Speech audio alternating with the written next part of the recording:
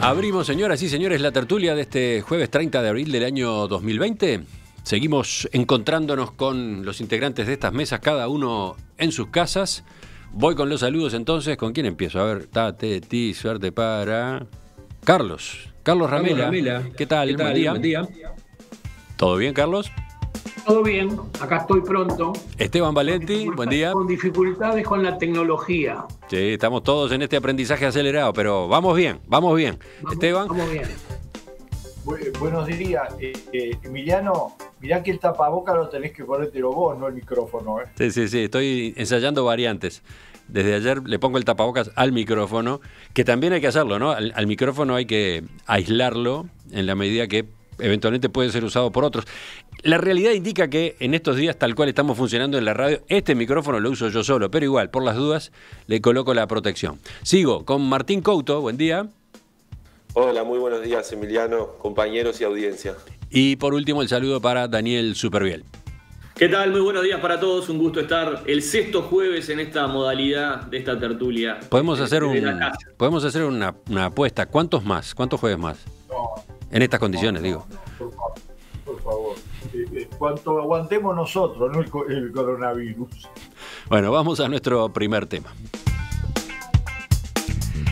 La situación de los residenciales de ancianos volvió al debate público luego de que en el fin de semana fallecieran a causa de COVID-19 dos personas que vivían en hogares geriátricos de Montevideo.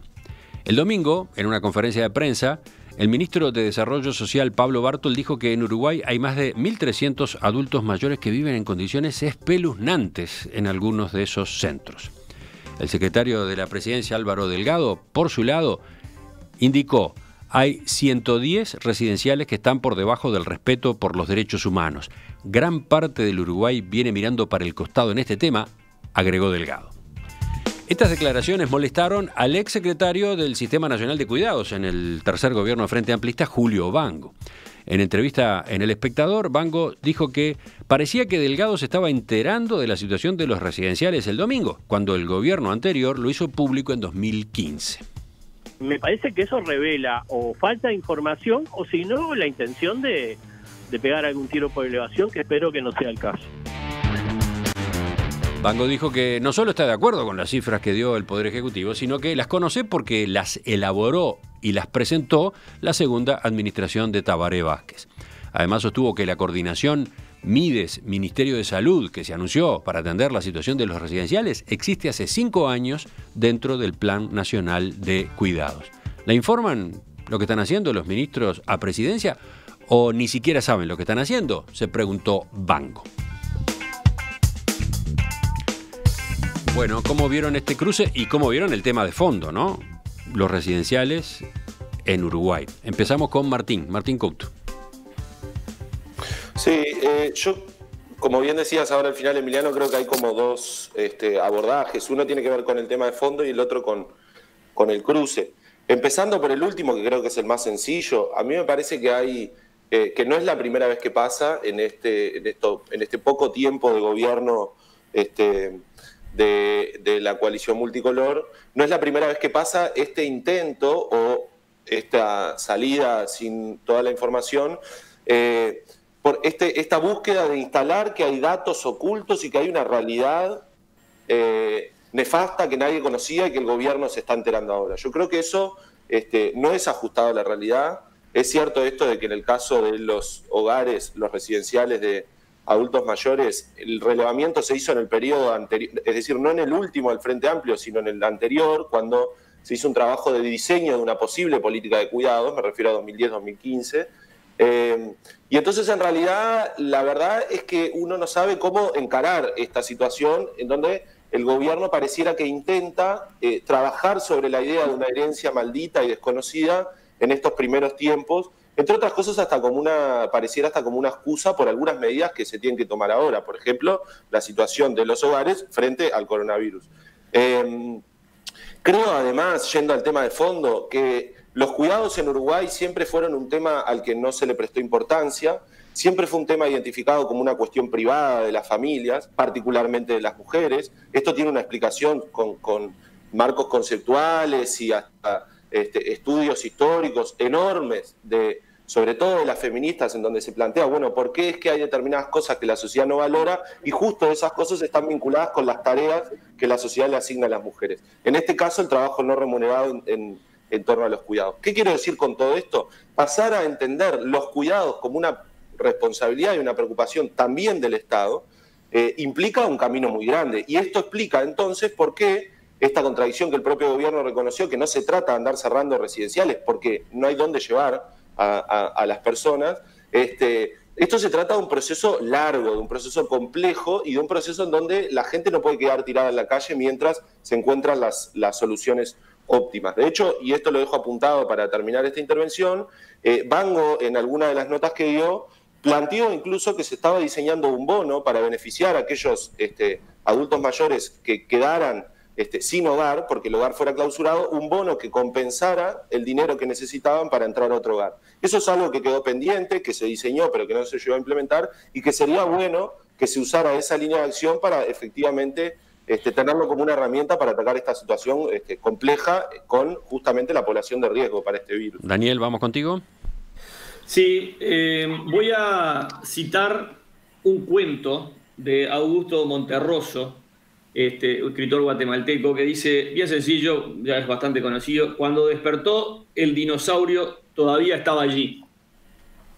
¿Qué quiero decir con esto? El coronavirus es el dinosaurio, ¿no? Nos mostró algo que en realidad todos los uruguayos sabían, y como tanto coinciden Bango como el que sustituyó a Bango, Daniel Radío, estábamos mirando para el costado. Yo me acuerdo en esta misma tertulia, Emiliano, hace unos años, después del 2015, de esas cifras que menciona, de ese informe que menciona Martín, el famoso incendio que se llevó a 8 ancianos en un residencial, que nuevamente toda la sociedad, toda la mesa de la tertulia, los editoriales, pusieron el grito en el cielo de que estábamos mirando para el costado. Bueno, y ahora nuevamente vuelve como una ola, tras la aparición de los casos y de las 2 muertes. Estás mencionando ese antecedente de 2016, hace 4 años, pero ha habido otros episodios vinculados con residenciales. En Río Branco hubo uno, en Artigas hubo otro, estuve revisando más o menos cada vez que la población volvió a poner alarma roja con respecto a este tema. Y a mí lo que, a ver, mientras estoy hablando, pienso que probablemente en esos más de, acá anoté los números, en esos más de 1.204 residencias, debe haber personas, adultos mayores, escuchando esta tertulia, ¿no? Entonces, estamos hablando de seres humanos que algunos fueron abandonados, algunos los van a visitar una vez cada 2 meses, algunos, me parece terrible que en estos días circuló la palabra moridero, ¿no? O sea, como lugar para llamar a estos residenciales de adultos mayores, que están abandonados a la buena de Dios, probablemente sin un mango para poder llevar las mínimas condiciones de higiene. Yo estuve leyendo acá lo que se exige para habilitar a estos residenciales de ancianos.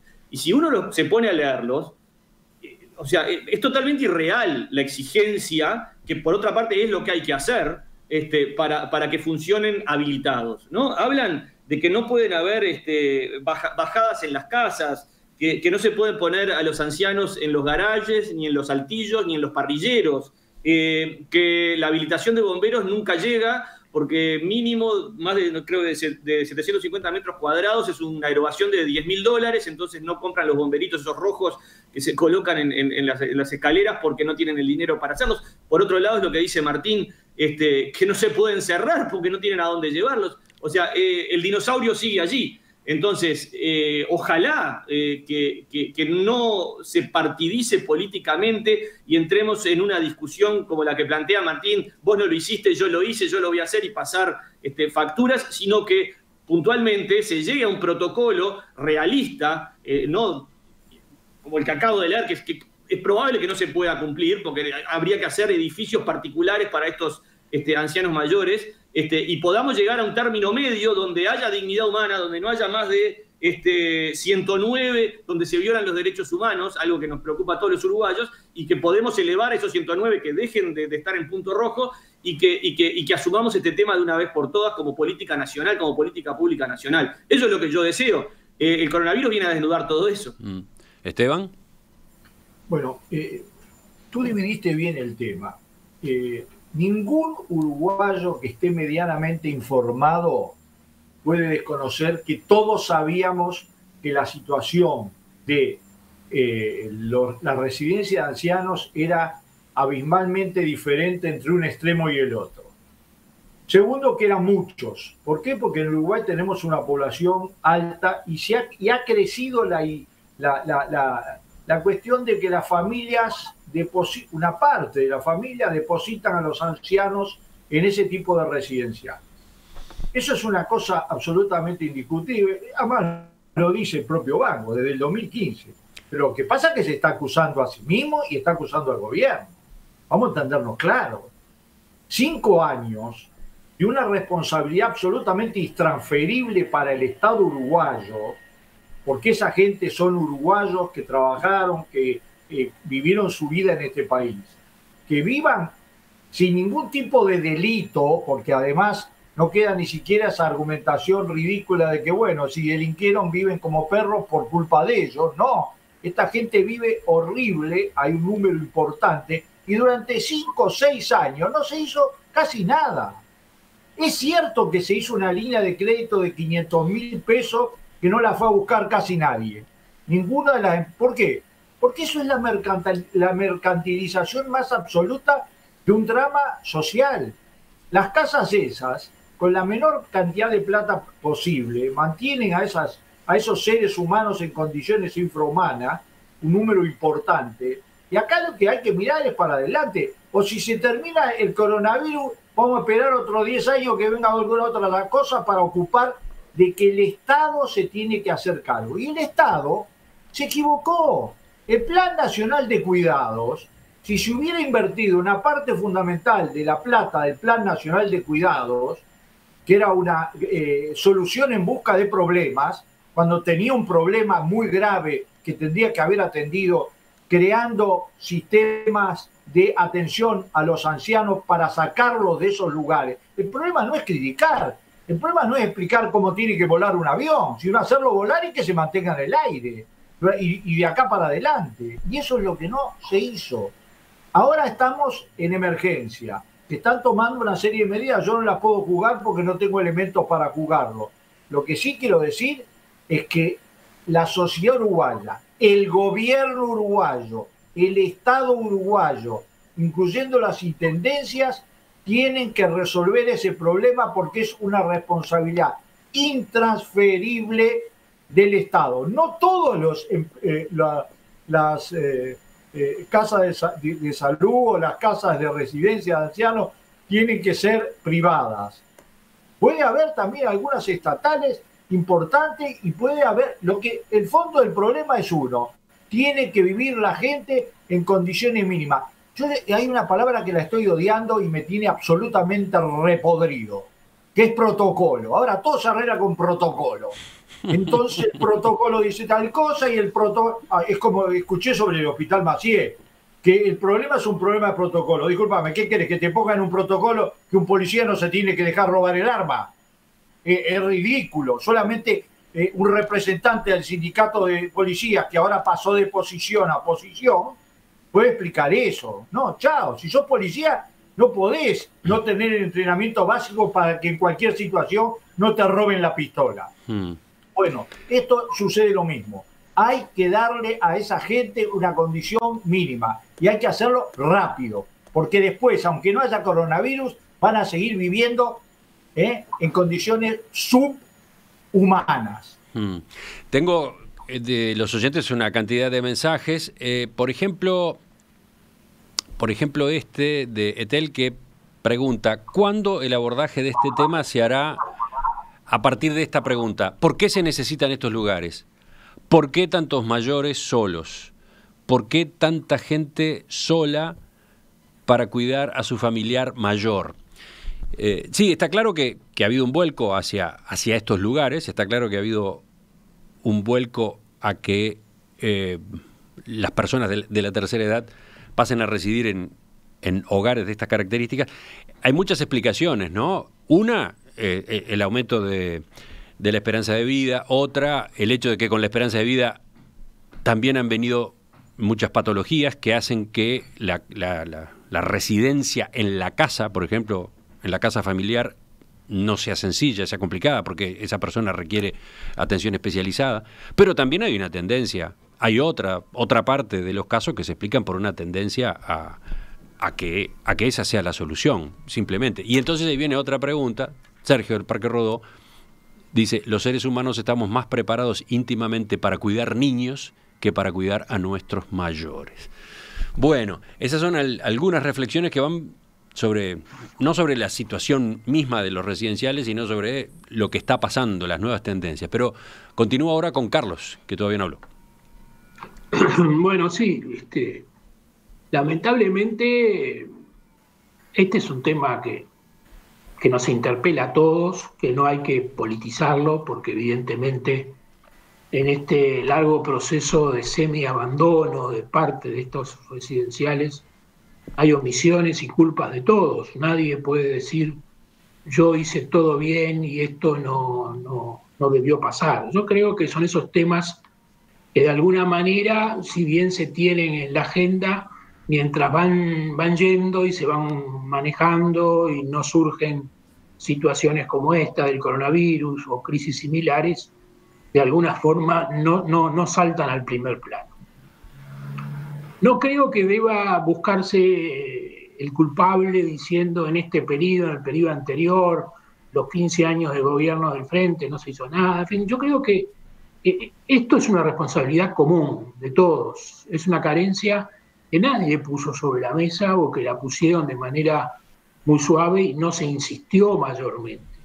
Es evidente que hay cosas que cuando están funcionando, más allá de que estén mal, y no surgen alertas de este tipo, por una actitud casi de desidia normal en una sociedad, se van dejando de lado. Pero es evidente que este deterioro tiene muchos años, que no es culpa individual de un gobierno, sino que de alguna manera hay que aceptarlo, es una carencia de la sociedad misma. Evidentemente son situaciones muy especiales y no las hemos atendido como corresponde. Yo creo que ahora, por lo tanto, habría que buscar, como se dice tantas veces, un gran acuerdo nacional, buscar qué se puede hacer en concreto y en forma rápida y sumarse todos sin tirarse responsabilidades por encima o criticando por qué no se hizo en su momento, por qué se hizo. Creo que tenemos que actuar con la grandeza de entender que es una situación delicada, difícil, que no se puede atribuir a nadie en particular. Hay omisiones de la sociedad y el sistema político en general, y que hay que buscar una solución, porque esto del coronavirus nos trajo a la realidad, pero no nos podemos abstraer. Y más allá del coronavirus, ojalá dentro de unos meses sea historia, ha dejado de manifiesto una realidad que tiene que, de alguna manera, controlarse y manejarse de una manera distinta. Yo espero que esto pase rápido o atenúe sus efectos, pero espero que a su vez no nos olvidemos de esto que está pasando y busquemos todos como uruguayos, reitero, sin atribuir responsabilidades especiales a nadie, soluciones que se imponen por una cuestión de dignidad. ¿Quién vuelve ahora? Daniel. Sí, escuchando atentamente a mis compañeros, o sea, yo creo que sí hay una responsabilidad, Carlos, y la responsabilidad actual la tiene este gobierno. La tiene este gobierno que está manejando el país en estos próximos 5 años. Creo que a partir de la denuncia que hacen el domingo, este gobierno se tiene que hacer cargo de que esos 109 que tienen el punto rojo, que Pablo Barto llamó espeluznantes, dejen de existir.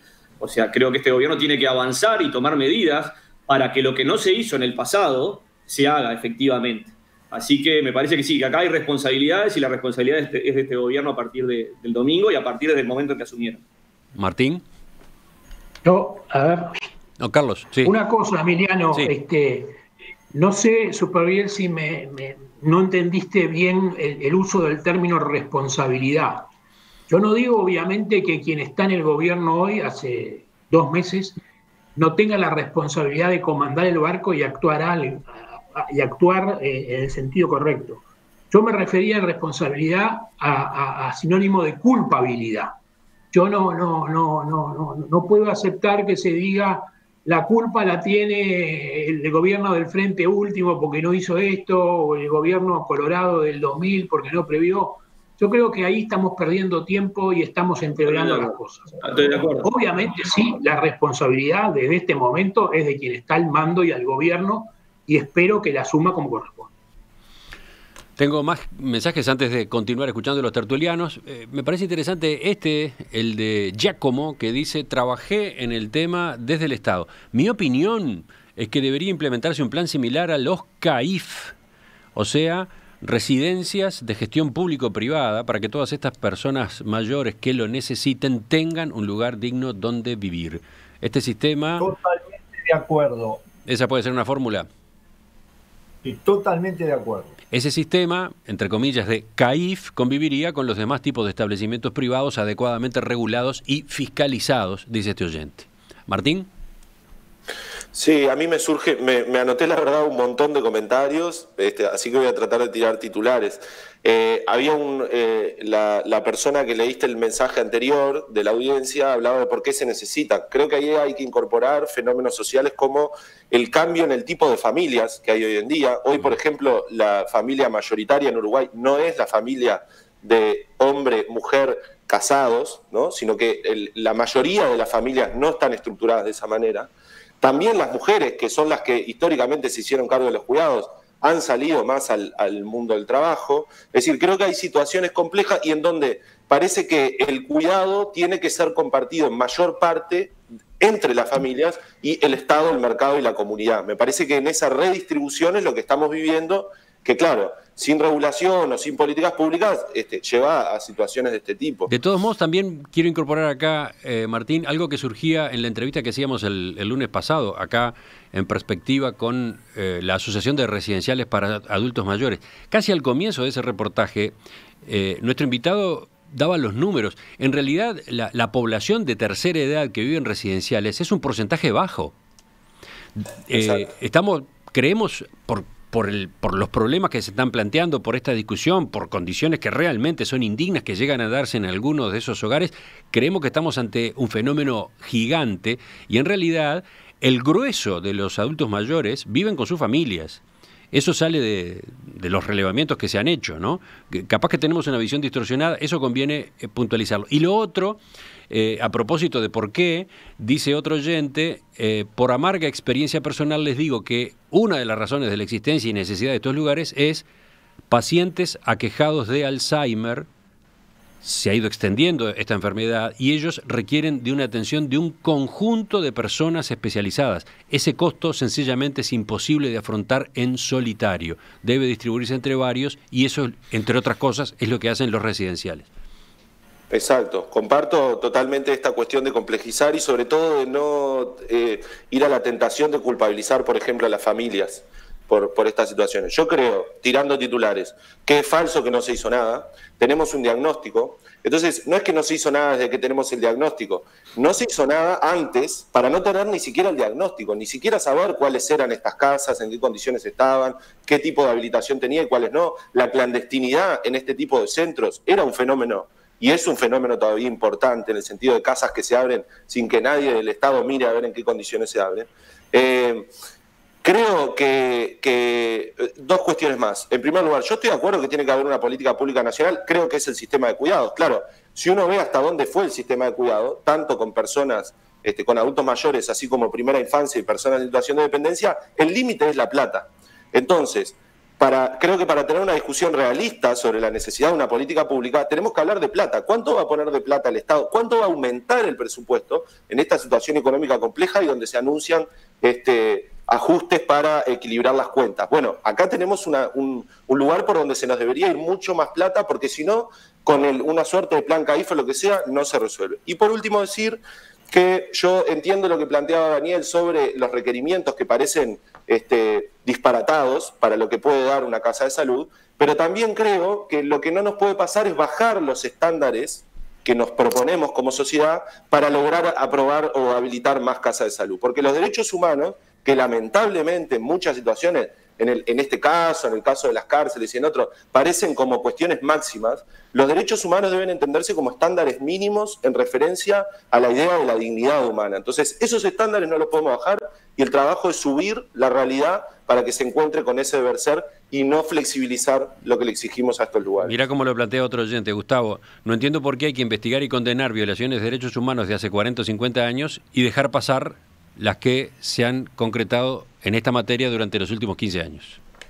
Sí, no entiendo el corte de los 15 años, pero bueno, me parece que ahí hay un poco una lógica de partidizar que yo comparto que no es la mejor lógica a aplicar. No, esa es la peor lógica. Esa es la peor lógica. Ese es alguien que quiere ahora contraponer la situación en las casas de salud con los violadores de los derechos humanos. Ese señor lo que quiere en realidad es entreverar cosas que no tienen nada que ver. Lo que sucede es que hace muchos años, muchos más años que 15, que existe esa realidad. Y eso se ha agravado por el crecimiento de la cantidad. El crecimiento de la cantidad de gente en esos hogares que puede no ser abrumadoramente mayoritaria, pero es un número importante, porque cuando se dice la cantidad de gente que vive por abajo de las condiciones mínimas, ya eso es una alerta muy importante, que hay que atenderla no simplemente como un problema estadístico, sino como un problema de sensibilidad de la sociedad uruguaya. El número ese al que te referís es el de 1.300, ¿no? Sí, pero a mí ¿qué querés que te diga? A mí me duele lo mío. No, de acuerdo. Yo todavía sigo considerando que 5 o 6 años de un diagnóstico de este tipo por parte de la izquierda tendría que haber merecido respuestas de otro tipo. Entiendo perfectamente la posición de Carlos, generosa, abierta, todo lo demás, pero yo digo, este gobierno tiene que demostrar que no se va a ocupar solo durante la pandemia, sino que, digamos, el sistema político y encabezado por este gobierno tienen que dar una solución más permanente, porque el Uruguay tiene un rédito per cápita que va a bajar, notoriamente va a bajar, pero es ahí donde hay que referir, ¿eh? En un país con un rédito per cápita como ese, no puede ser que los uruguayos hagamos que un conjunto grande de personas vivan, que no pueden asistirse por sí mismos, vivan en condiciones infrahumanas. Esa es la referencia que tenemos que tener. Es una referencia de humanidad, que va más allá de todo lo demás, que después tiene reflejos presupuestales, es cierto. Pero lo primero que tenemos que plantearnos es, señores, el virus expuso algo que hay que resolver definitivamente porque va a crecer, porque todos los elementos que empujan desde el punto de vista social y cultural a hacer crecer las personas en este tipo de instituciones, va a crecer. Y entonces hay que prever una solución de fondo y esa solución tiene que ser mixta. Los privados que lo hagan bien, perfecto. Las instituciones, por ejemplo, las casas de italianos, de españoles, etcétera, perfecto. Las instituciones que no puedan hacerlo bien, ni siquiera con un préstamo del Estado de 500.000 pesos que no lo van ni a retirar, esas no pueden seguir. Tiene que haber o una asociación, pero lo que tiene que haber es el fondo del problema. La gente tiene que vivir con un mínimo de dignidad y esa es responsabilidad, no esas frases que muchas veces usamos de todo. No, tiene que ser una responsabilidad bien clara de las instituciones uruguayas. Carlos, cerramos contigo. Bueno, yo te reitero, ¿no?, que acá echar culpas y mirar para atrás y decir por qué o no por qué, no me parece constructivo ni positivo en este momento. Y por supuesto que hay que hacer un esfuerzo y hay que entender la situación y que ese esfuerzo nos compromete a todos. Ahora, hay realidades, ¿no?, que evidentemente nos limitan y nos postergan estos temas porque hay que vivir en la realidad. No es ser egoísta y decir, bueno, prioricemos otras cosas. No, prioricemos todas, pero hay que entender que no son fáciles de solucionar estos problemas que a veces están por encima de las posibilidades reales inmediatas. Sí, lo que sí hay que tener para mí... Hay varios oyentes, perdón, Carlos, que mencionan números, ¿no? ¿Cuánto cuesta hoy la mensualidad en un hogar de ancianos en buenas condiciones, ¿no? Obviamente hay distintas categorías, pero perfectamente hay que hablar de 40.000 pesos, ¿no? 40.000 pesos por mes, Sí. ¿no? De ahí para arriba. Sí. 30, 40.000 pesos. Por eso, yo creo que obviamente no es pedir que se postergue una decisión o que se tire para más adelante, pero hay que encarar el tema con realismo, saber en la situación en que estamos, saber que no es